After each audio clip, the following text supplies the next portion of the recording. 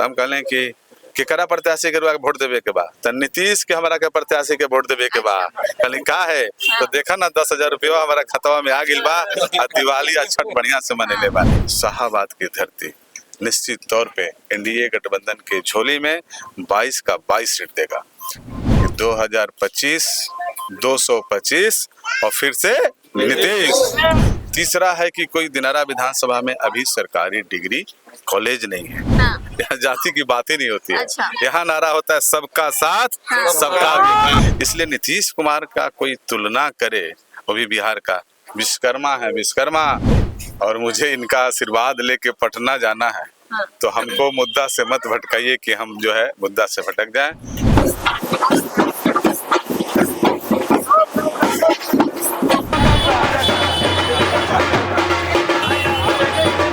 बिहार विधानसभा चुनाव को लेकर के सरगर्मियां तेज और इस वक्त देखिए फर्स्ट बिहार झारखंड की टीम दिनारा विधानसभा क्षेत्र में मौजूद और यहां से हम आपको बता दें कि एनडीए के तरफ से आलोक कुमार सिंह प्रत्याशी बनाए गए हैं, खुद हमारे साथ मौजूद है, इनके साथ बातचीत करेंगे।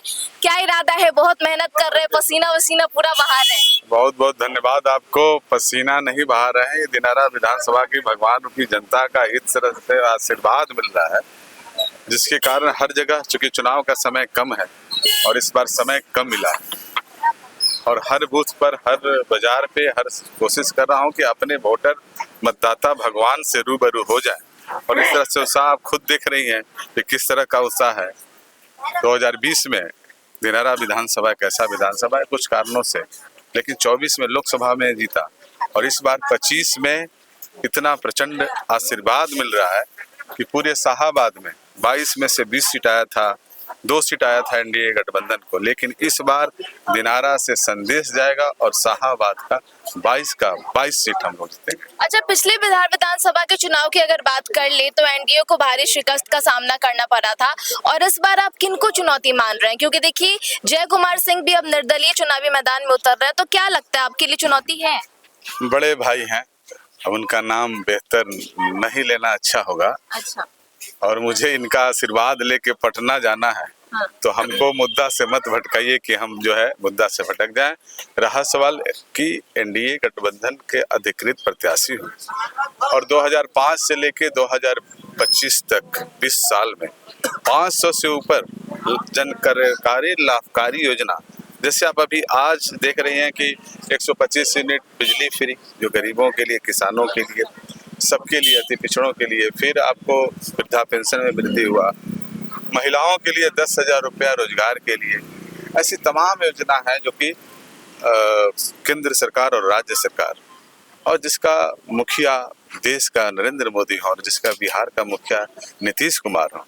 तो इसलिए इस बार जो है, और पिछले बार कुछ गठबंधन में ऐसी स्थिति हो गई थी, माननीय उपेंद्र कुशवाहा जी भी साथ में नहीं थे, चिराग जी भी कहीं कहीं, लेकिन इस बार शाहाबाद की धरती निश्चित तौर पे एनडीए गठबंधन के झोली में 22 का 22 सीट देगा। यहाँ विकास का मुद्दा है और जिस तरह से विकास हुआ है पूरे प्रदेश में, आप देख लीजिएगा कि जो नारा है कि 2025 225 और फिर से नीतीश। ये बताइए, दिनारा से अगर आप जीत करके आते हैं तो पहले वो कौन से 5 काम होंगे जो इस क्षेत्र के लिए आप करना चाहेंगे? कहाँ आपको कमजोरी दिखती है इस क्षेत्र में? अभी तो 5 साल में बिल्कुल बहुत पिछड़ गया है दिनारा विधानसभा, और पहला काम 5 साल में पिछड़ गया, किसे जिम्मेदार मान रहे हैं?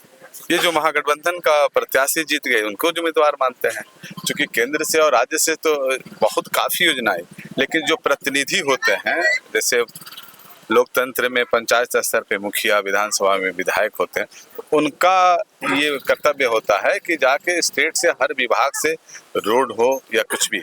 अब दिनारा विधानसभा में सबसे पहले मुझे आशीर्वाद मिलता है तो माँ भलनी भवानी जो दिनारा विधानसभा में अवस्थित है उनको पर्यटक स्थल घोषित कराना। दूसरा है कि दिनारा विधानसभा में ट्रामा सेंटर नहीं है।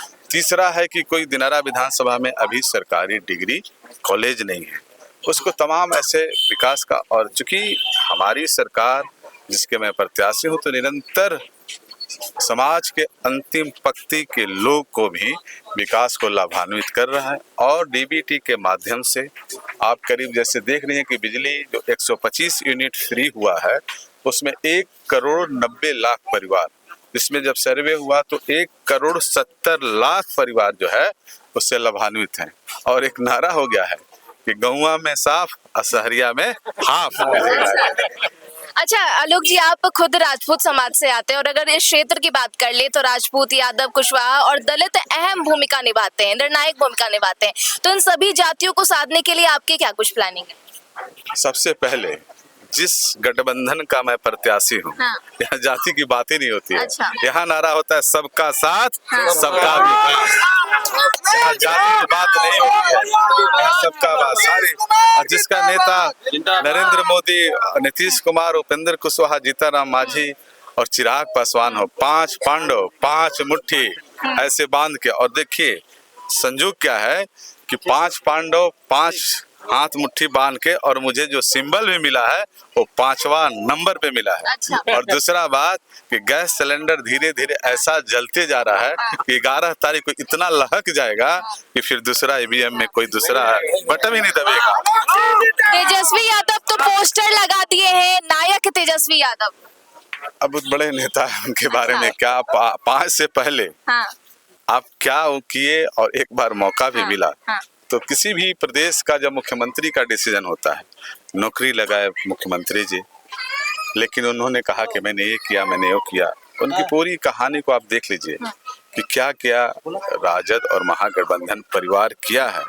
अभी तो लोग गांव में जब हम गए बहुत जगह ऐसे क्षेत्र में, तो खासकर माता बहन हमसे पूछी कि बचवा कौना पार्टी के प्रत्याशी वाला, तो हम कहले कि केकरा प्रत्याशी के वोट देवे के बा, तो नीतीश के हमारा के प्रत्याशी के वोट देवे के बा। कहले का है, तो देखा ना 10,000 रुपया हमारा खतवा में आ गिल बा, और दिवाली और छठ बढ़िया से मनेले बानी। ऐसे कब अभी सोचना ही नहीं है कि इस बार आप देख लीजिएगा अप्रत्याशित जो कहते हैं नेता वो करते नहीं है, लेकिन मुख्यमंत्री जी जो भी कहे आप देख लीजिएगा। प्रगति यात्रा के दौरान जितना भी उन्होंने घोषणा किया, कैबिनेट से पास करा के फिर वापस उसको हर जिले में जाके उनका निरीक्षण किया।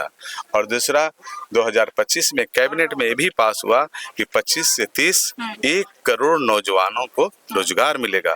और पिछले 1 साल 2 साल में करीब 17 से ऊपर 17 लाख। तेजस्वी भी तो कह रहे हैं कि हर घर सरकारी नौकरी देंगे। अब उनका कहना करने में, बहुत कहने और कथनी में अंतर होता है।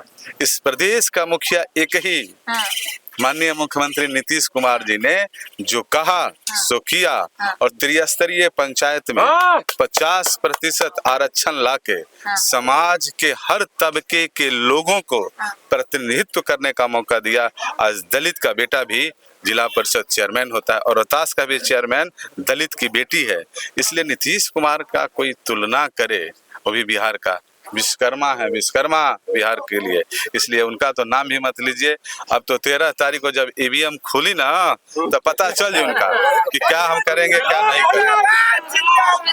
ये थे आलोक कुमार सिंह। आपको बता दें कि एनडीए के तरफ से प्रत्याशी बनाए गए हैं दिनारा विधानसभा क्षेत्र के, और अब तस्वीरें देखिए, क्षेत्र का भ्रमण करने के लिए निकले हैं, अलग अलग जगहों पर पहुंच रहे हैं और लोगों से सीधे बातचीत कर रहे हैं और लोगों से वोट की भी अपील करते नजर आ रहे हैं। अब देखना होगा कि आखिर 14 नवंबर को जब रिजल्ट आते हैं तो किसके पक्ष में बिहार में सरकार बनती है, नीतीश कुमार ही रहते हैं या फिर बदलाव होता है, ये देखने का विषय होगा। सहयोगी बबलू के साथ स्नेहा मनोज, फर्स्ट बिहार झारखंड, दिनारा।